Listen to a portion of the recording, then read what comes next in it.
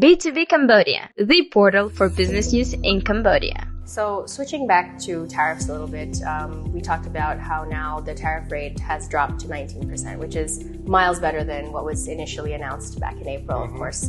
And in a sense, I think there is some discussion about how this has now kind of leveled the playing field because Cambodia's main competitors in the region have received similar tariff rates as well. Like Vietnam has 20% and other manufacturing hubs have also maybe received like 19%, for example. So do you think that this is like an actual level playing field, and will this then maybe have less of an impact on Cambodia and its, as we've acknowledged, maybe reliance on exporting to the US market? Or is there still something that Cambodia should be worried about?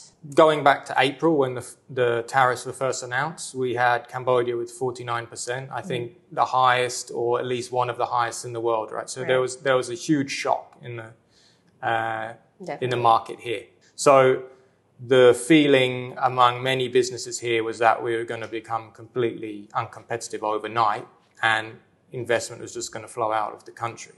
Yeah. So I think now that things have kind of settled at 19% and you've got other regional peers with similar kind of rates, 19, 20%, there's overall a feeling of relief. And I do think it levels the playing field a lot. I think one thing we need to be conscious of still is probably know from the agreements, but they have the clause around the transshipment 40% penalty, right? So we know that a lot of manufacturers here are using products imported from China or from other countries and then manufacturing in country and shipping to the US. So it's very important that companies are looking at their production process, understanding where their materials are sourced from, understanding what their processes are, and making sure that they meet the criteria to be a Cambodian origin product. And I mean, part of that deal that Cambodia managed to negotiate with the US also involved Cambodia reducing its tariff on US goods to 0% for most cases, with a few exceptions, right? What do you think that this kind of means for the Cambodian economy? Is it a positive? And do you think that this will have a sort of impact on US investment into the country? So I think firstly, the Cambodian government did a really good job with the negotiations, getting the rate down from 49% to 19%. And obviously the flip side of that was that the tariffs on goods coming into Cambodia from US went down to 0% as well. I think it's a great thing for Cambodian consumers because now they can purchase US quality goods at a cheaper price, right? That's brilliant for people living and working in Cambodia.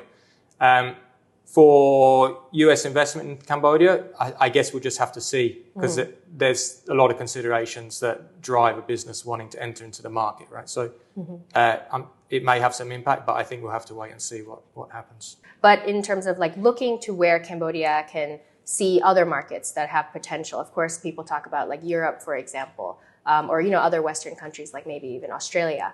But do you think that should be kind of the focus areas that Cambodia looks at, or would maybe the ASEAN market be another viable and sustainable option that Cambodia could look at? So I don't think that Cambodia should kind of shut off any market. It should be open to selling its good in any market where it can, right? Because there's opportunities all around the world.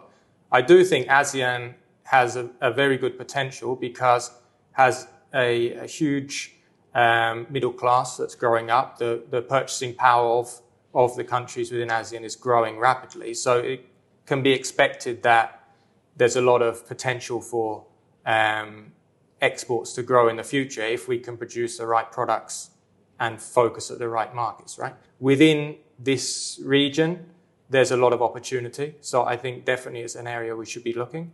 But at the same time, we don't want to close our eyes to US and Europe because there's also a lot of potential there as well. So the focus should be on making the products that people want to buy, and then it'll be easier to sell them where we want to sell them, right? So overall, what would you say are the main key points that Cambodia needs to now focus on to really and truly achieve that export diversification in the future? So I think key thing for me would be to try and start moving up the value chain because like I mentioned before, historically, the focus has been on kind of low skill manufacturing.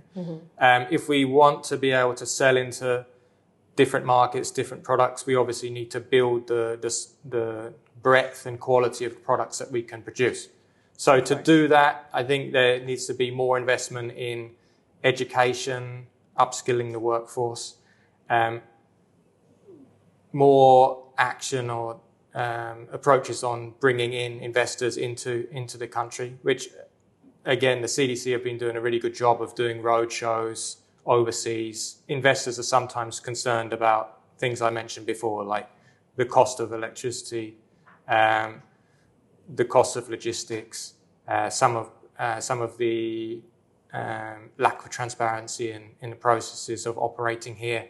So if we can focus on these areas, that will help Cambodia to attract FDI, and they can bring in the skills and the training and the knowledge to the Cambodian workforce, who can then start to bring that knowledge and start their own businesses and build up the capacity of the country. And once you do that, you can start to produce the products that we can become attractive to sell to across the globe. Well, thank you so much for your time today, Rick. Thank you for sharing your insights on the market. I think it's evident that there's a lot of positives and a lot of opportunities that Cambodia can still pursue. So, yeah, thank you so much. Sure, thanks so much for having me.